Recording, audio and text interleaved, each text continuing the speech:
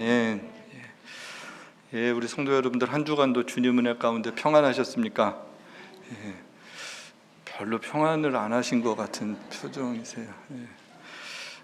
지난주 제가 사랑이 행복이다라고 말씀을 이렇게 드렸어요. 사랑하면 행복한 거죠. 또 행복하니까 감사가 넘칠 수밖에 없어요. 그래서 사랑하는 거, 행복한 거, 감사하는 게 이게 같은 그런 내용입니다.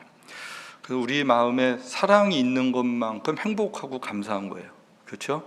내 마음에 사랑이 많으면 행복해요. 감사해요. 그럼 반대로 한번 생각을 하면 행복하지 않고 감사가 없으면 내 마음이 어떤 거예요? 사랑이 식어진 거예요. 별로 틀린 말 같지 않아요? 생각해 보세요. 우리가 주일날 교회로 모여서 이렇게 예배를 드리잖아요. 주변 사람들이 우리 교회 다니는 거 알아요. 그렇죠? 잘 아는 사람들은 교회 다니는 사람이구나 알아요. 우리 자녀들도 주일만 되면 교회 가고, 주일은 좀 엄마 아빠나 할머니 할아버지가 조금 상태가 괜찮은 거 알아요. 근데 다른 날은 보면 화요일 수요일쯤 되면 점점 상태가 나빠지는 거죠.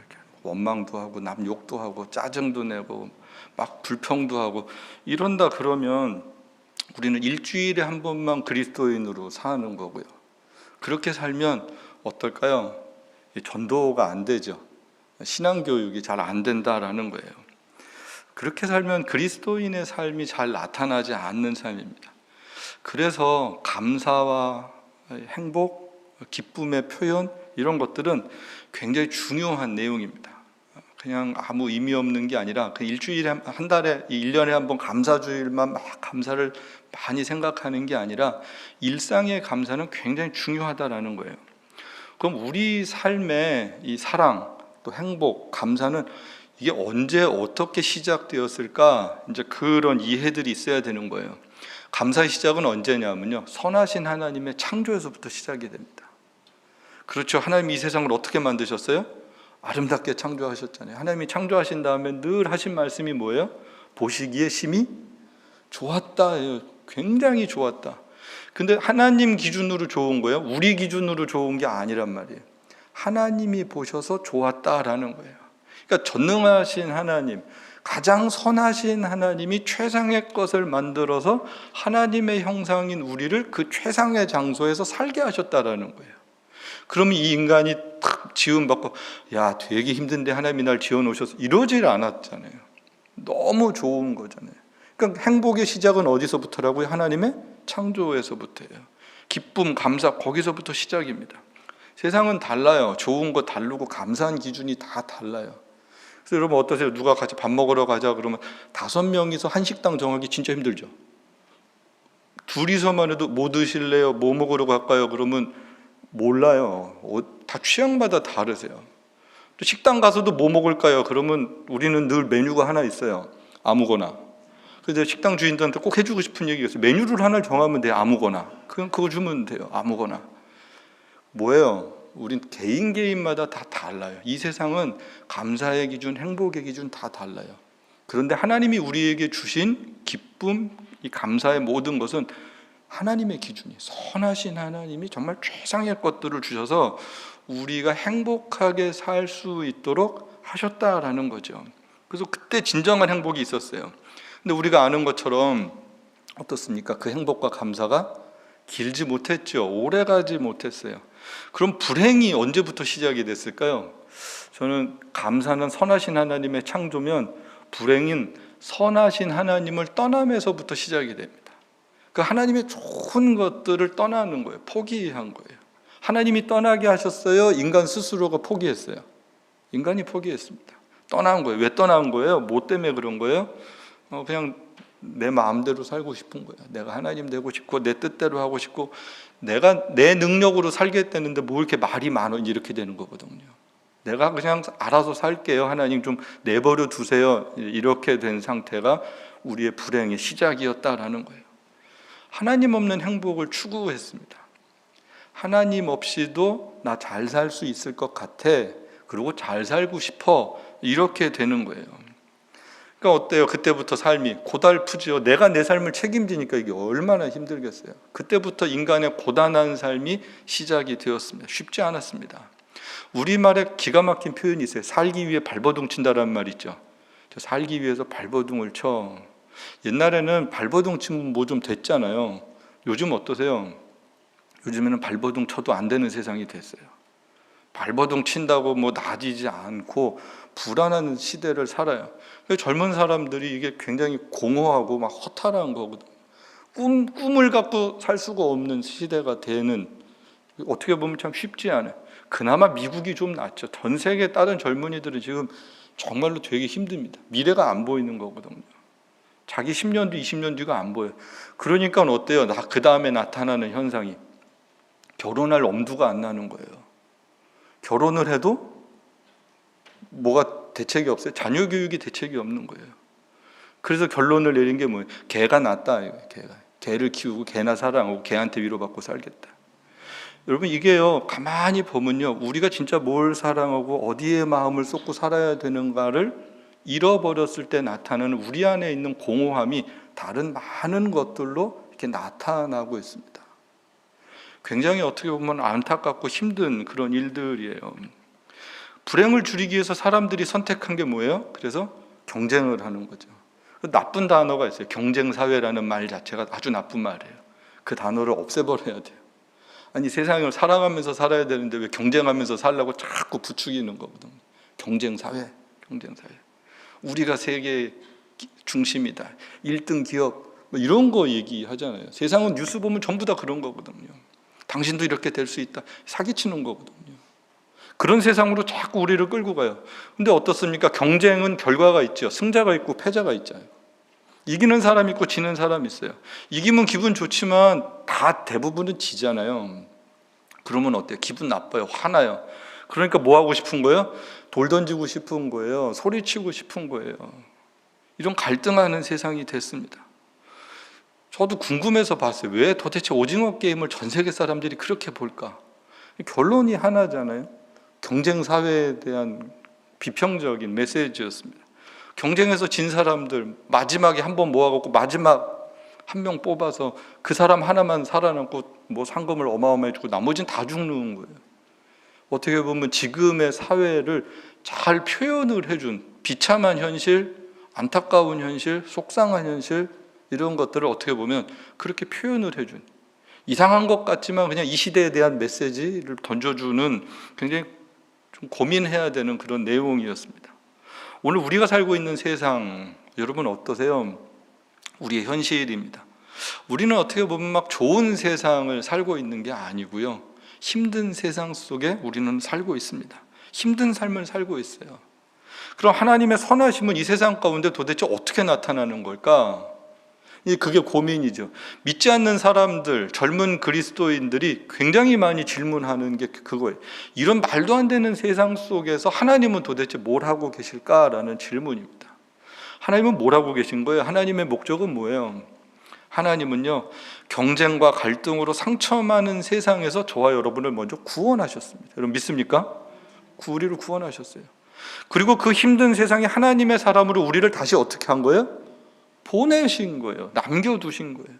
그래서 우리가 살고 있다는 것은 구원받은 사람으로 이 경쟁하는 험악한 세상 속에 살고 있다는 거예요. 이게 저와 여러분의 모습입니다. 그래서 우리의 삶이 어때요? 쉽지 않아요. 예수 믿고 쉽지 않습니다. 지난주 우리 다윗, 바울 봤잖아요. 하나님 부르신 다음에 막 쉬었습니까? 행복했습니까? 삶이 형통했습니까? 아니요, 쉽지 않았어요. 환경은 어려웠어요. 그런데 하나님이 함께 하신 것을 실감하고 살았던 거죠. 사명적 존재로 살았던 거예요. 하나님과 관계가 회복되었지만 삶의 정황은 하나도 바뀐 게 아니다라는 겁니다. 아픈 사람들은 그냥 아파요. 가난 하루아침에 극복되지 않습니다. 다시 삶의 자리로 돌아가서 힘든 상황이지만 내가 하나님의 사람으로 잘 살아가는 거예요. 하나님의 사람답게 살아가는 것.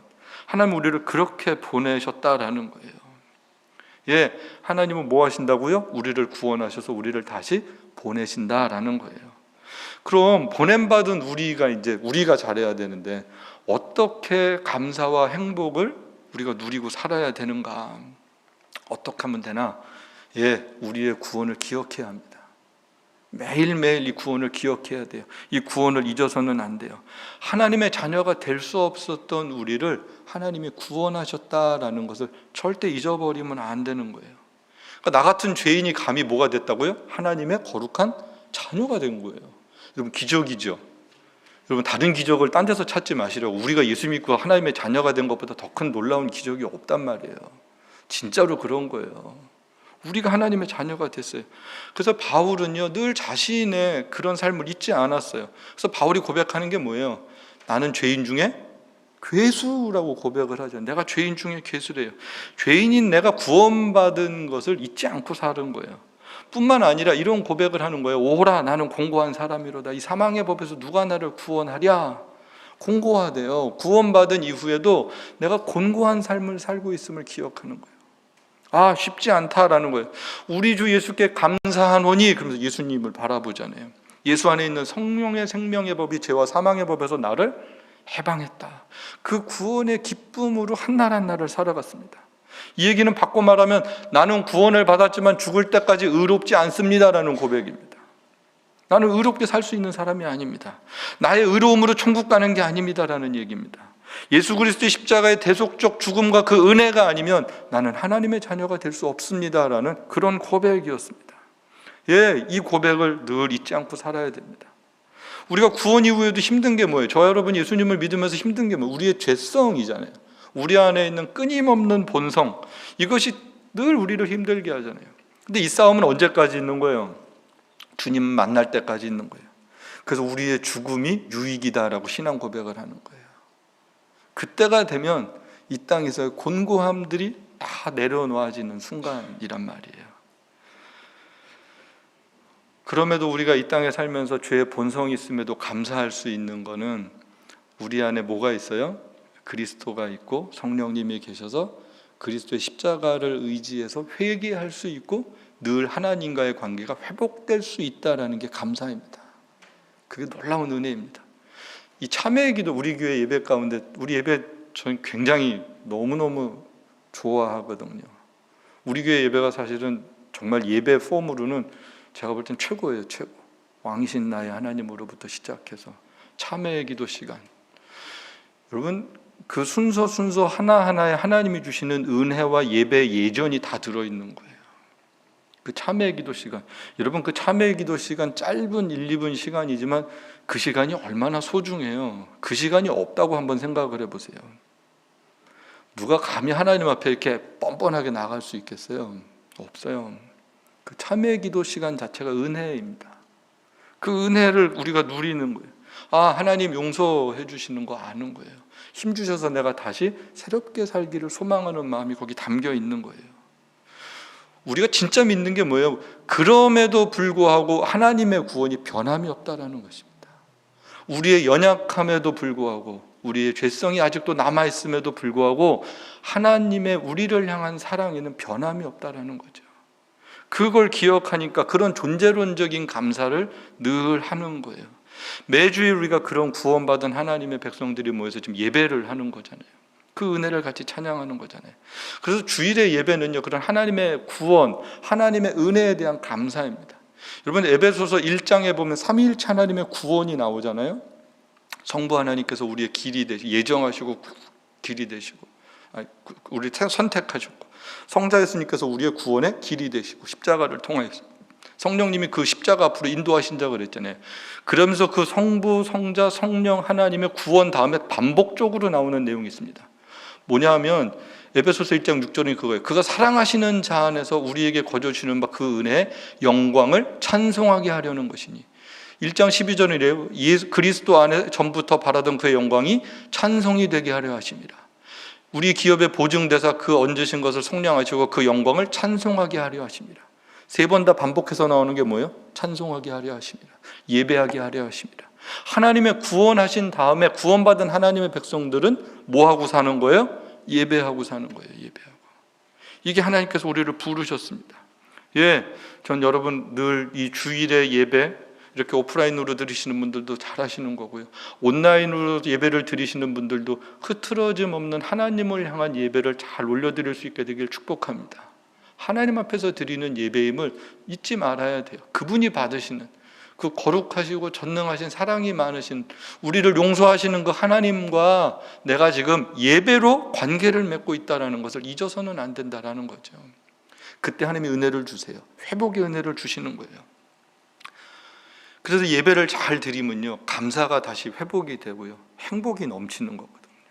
그 예배가 안 되면 사실 다른 게 잘 안 돼요. 두 번째는요, 어떻게 하면 우리의 감사와 행복을 누릴 수 있는가? 두 번째는 이 나의 사명을 기억해야 됩니다.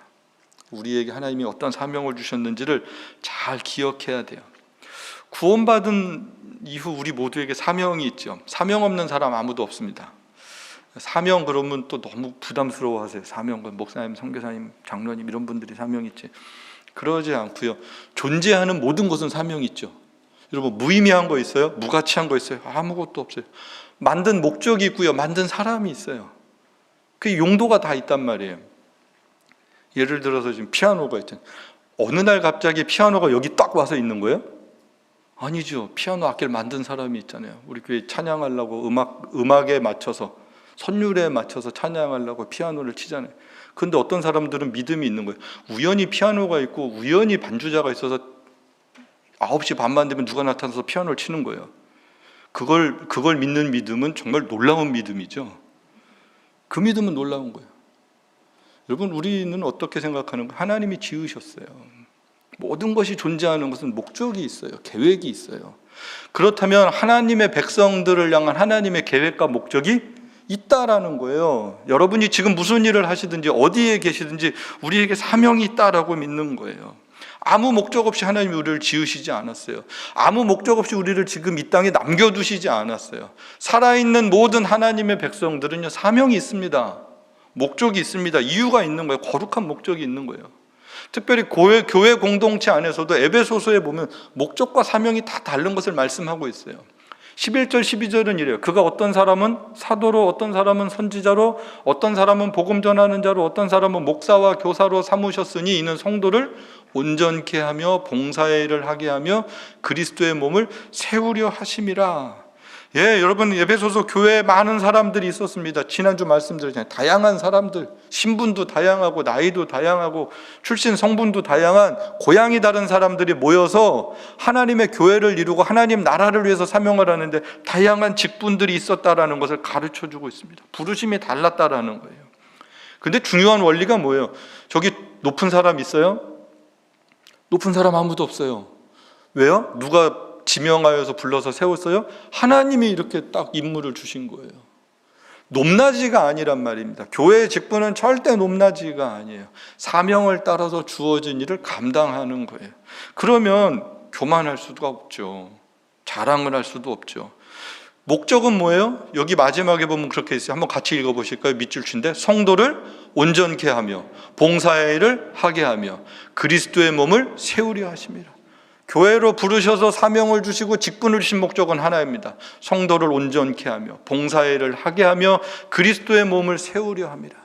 이게 에베소서 교회에 꼭 필요한 이 하나님의 부르심의 목적이었습니다.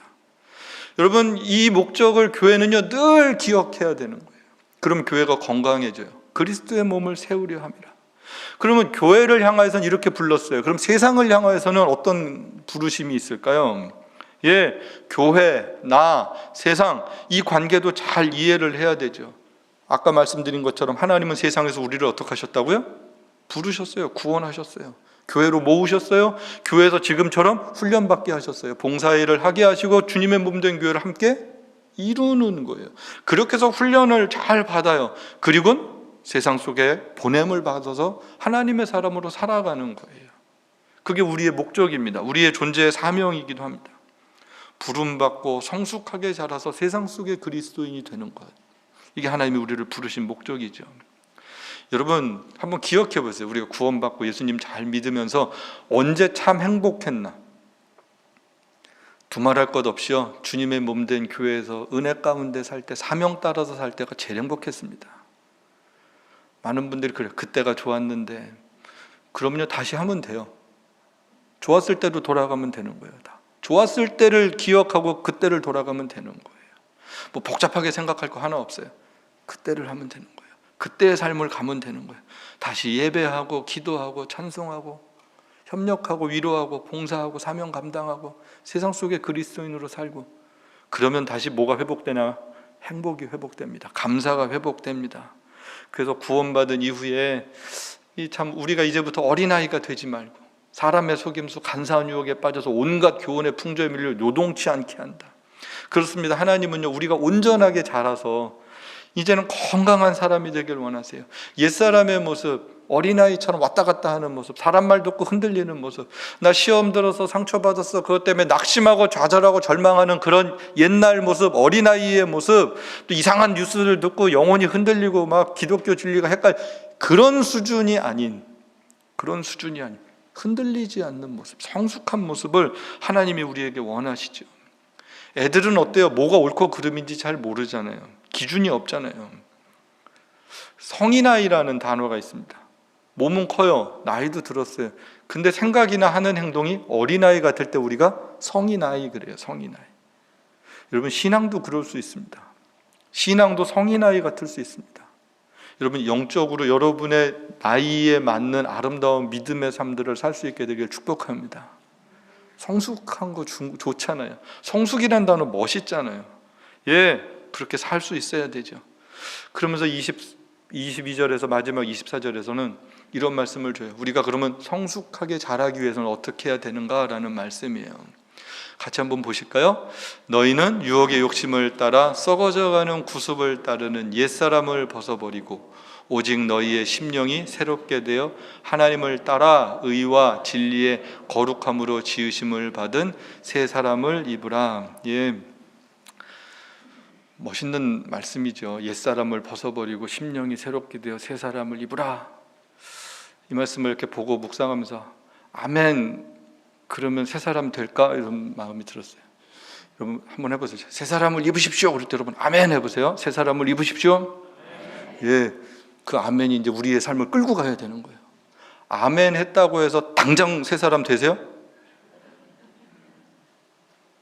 이게 믿음이 없는 얘기가 아니라 생각을 한번 해보자는 거예요. 저도 목사예요. 저도 아멘 하고 그러면 기분 좋죠. 분위기 좋죠. 옛사람이 하루아침에 벗어지십니까? 심령이 갑자기 새롭게 되세요? 이게 어떻게 보면 참 하나님께서 우리에게 주신 명령이고 또 말씀인데 이게 하루아침에 되지가 않는 거예요. 쉽지가 않다라는 거예요. 제가 이번에 한국에 가 있으면서 제가 감사해야 될 분들도 좀 찾아서 만나고 또 예전에 같이 신학교 다녔던 친구들 진짜 오랜만에 만났어요. 50명 정도 입학했을 때 지금 사역자로 있는 친구가 그렇게 많지 않아요. 15명쯤 되는 것 같아요. 이렇게 목사로 선교사로 있는 친구가. 한 친구가 지방에서 건축을 하게 됐어요. 여러분 지금 코로나 건축하고 시작을 했는데 코로나가 터진 거예요.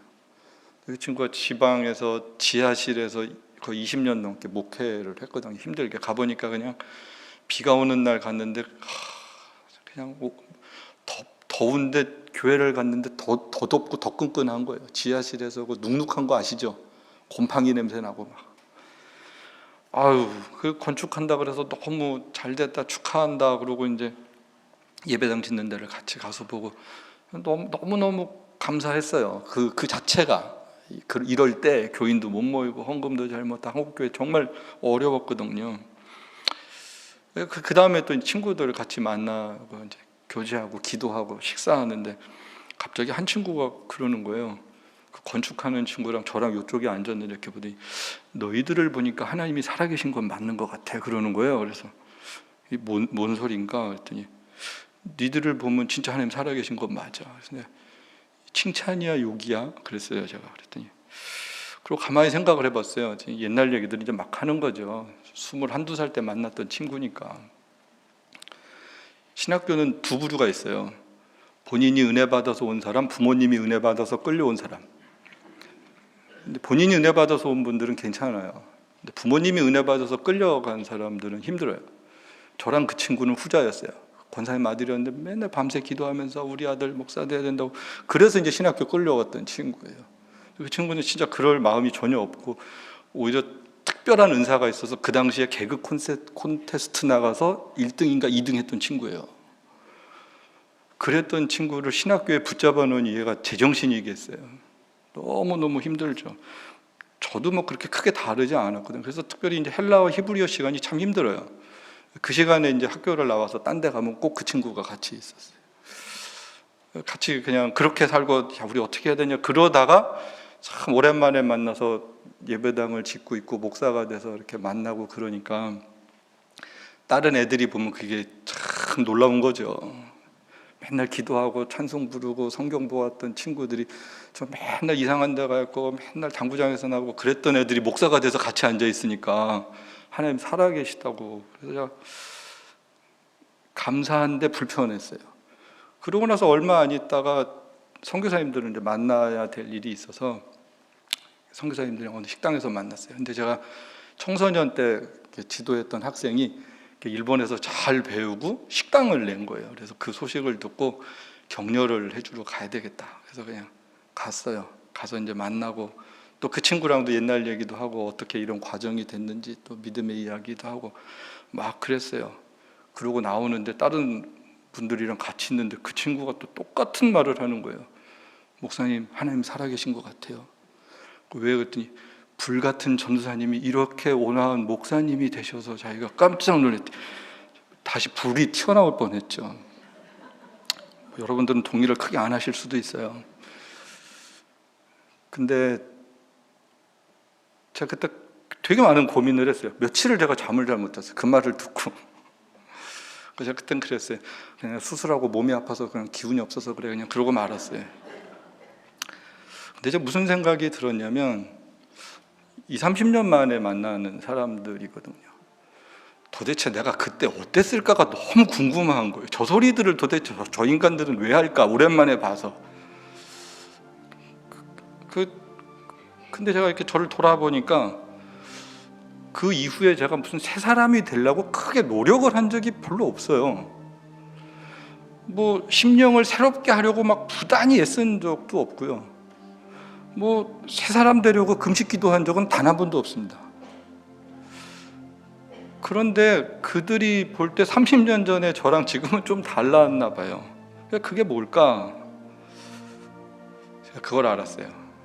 은혜다라는 걸 알았어요. 하나님께서 지금도 멀었지만 부끄러운 옛사람의 모습을 조금씩 벗겨주시는구나를 알았어요.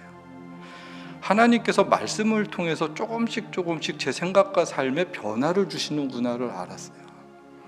하나님께서 교회와 성도들의 사랑과 기도를 통하여서 나를 새롭게 하고 계시는구나를 알았어요. 에베소서 4장 24절 말씀을 제가 새롭게 해석을 하게 됐습니다. 이 말씀을 준비하면서 우리의 노력의 결과로 새 사람이 되는 게 아니고요, 하나님의 은혜로 변함없는 사랑으로 포기하지 않는 그 사랑에 붙잡혀서 아직도 먼 저와 여러분이지만 소망이 있다라는 거예요. 아주 조금씩 회복되고 있다라는 거예요. 하루아침에는, 바울은 물론 하루아침에 변했어요. 많은 부분들이. 그렇지만 대부분의 우리들은 매일 조금씩 변합니다. 언제 또 넘어지고 또 실수도 하고 또 부족한 모습이 나타날지 다 장담할 수 없어요. 그런데 하나님이 저와 여러분을 절대 포기하지 않음을 여러분 기억하고 그 하나 붙잡고 감사할 수 있다면 그 감사는 굉장한 능력이 될 것입니다. 그 은혜 가운데 저와 여러분들이 한 주간도 승리할 수 있게 되기를 주님의 이름으로 축복합니다. 우리 한번 같이 이 찬양을 하면서 마음으로 고백을 했으면 좋겠어요. 나 같은 죄인 살리신 그 은혜 놀라워. 우리 한번 다 같이 일어나셔서 우리 마음의 고백으로 찬양을 먼저 올려드리겠습니다.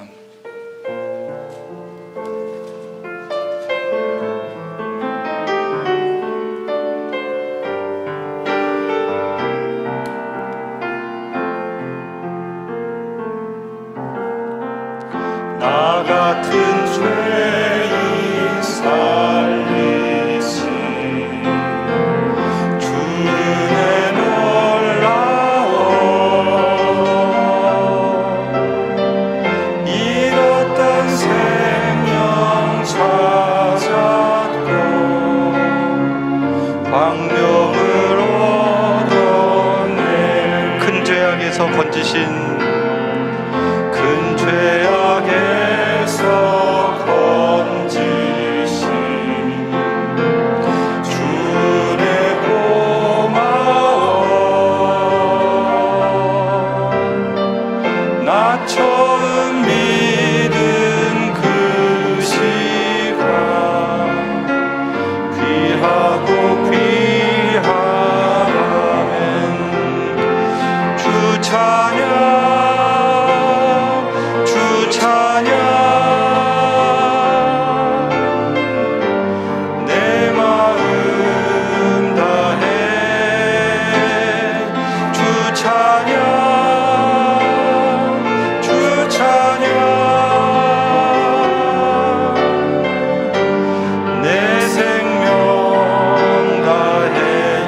이제껏 내가 산 것도 이제껏 내가 산 것도 아멘. 주님의 은혜라. 또 나를 장차 본 향해 인도해 주시리. 아멘. 거기서 우리 영원히 주님의 은혜로 해처럼 밝게 살면서 주 찬양하리라면 주 찬양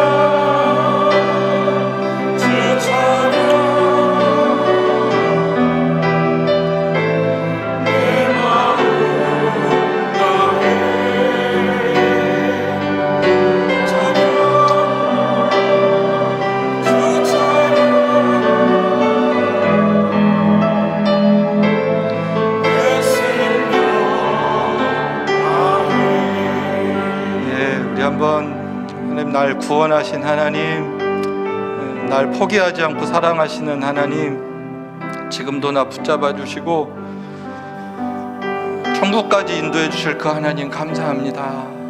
우리 그 구원의 하나님 기억하고 우리 한번 같이 감사기도 올려드렸으면 좋겠습니다. 하나님 아버지, 하나님 아버지,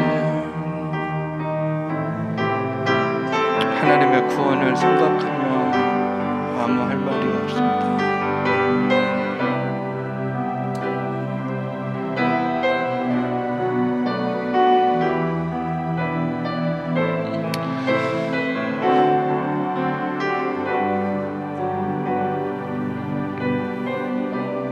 주님, 주님.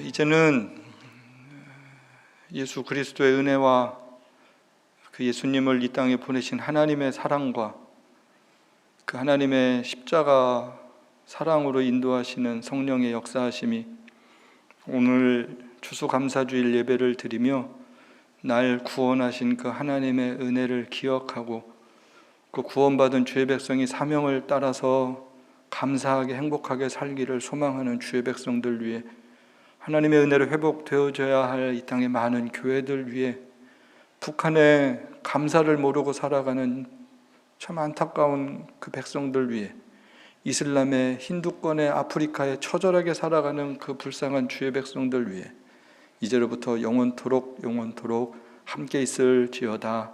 아멘.